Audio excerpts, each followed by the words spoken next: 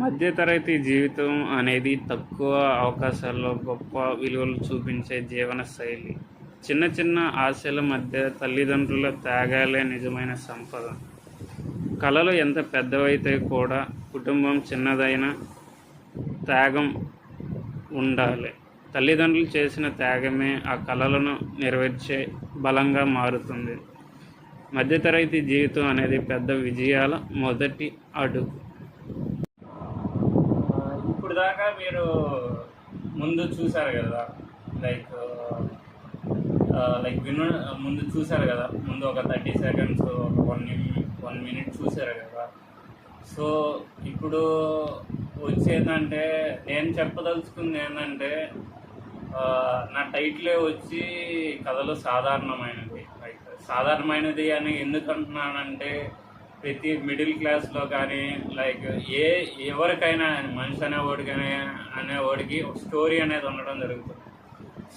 ఆ స్టోరీ వచ్చేందంటే, ఆ స్టోరీలో వాడికి పెయిన్స్ ఉంటుంది, సక్సెస్ ఉంటుంది, ఫెయిల్యూర్స్ ఉంటుంది. సో దాన్నే మనం స్టోరీ అంటాం. లైక్ స్టోరీ వస్తే పాతకాలంలో పోతే మన అవ్వాలు కానీ మన తవ్వలు కానీ వాళ్ళు ఏం చెప్తారంటే, మనం లైక్ చిన్నప్పుడు నిద్రపోయేటప్పుడు చందమామ కథలు, ప్రేతాల కథలు, సో సంథింగ్ అట్లా చెప్పి పెంచేవారు. సో రియల్ లైఫ్లో చూసుకుంటే ప్రతి మిడిల్ క్లాస్ అయినా కానీ, రిచ్ అయినా, పూర్ అయినా కానీ వాడికి ఒక స్టోరీ ఉంటుంది. లైక్ వాడికి చిన్నప్పటి నుంచి లైక్ చనిపోయేంత వరకు ఒక స్టోరీ అనేది ఉంటుంది. వాడు చనిపోయేటప్పుడు ఒక థింగ్ అనేది వస్తుంది మైండ్లో, లైక్ ఈ స్టోరీ నాది, లేదా చిన్న థాట్ అనేది వస్తుంది.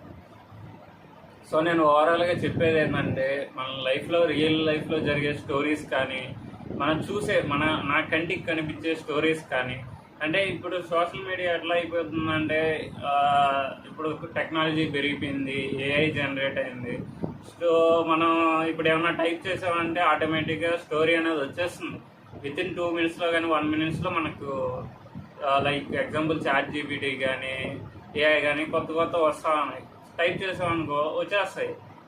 సో అదేంటంటే ఏఐ జనరేట్ చేసింది. లైక్ దానికి హ్యూమనిటీ తెలీదు, లైక్ ఎఫెక్ట్ లైక్ సంథింగ్ అనేది తెలియదు. హ్యూమనిటీ అంటే ఏఐ జనరేట్ చేస్తుంది. దాంట్లో మనం ఏదైనా చెప్తేనే కదా మనకు తెలుస్తుంది. లైక్ మన హ్యూమన్స్ ఏంటంటే మోస్ట్లీ ఎమోషన్ కనెక్ట్ అవుతారు బాగా.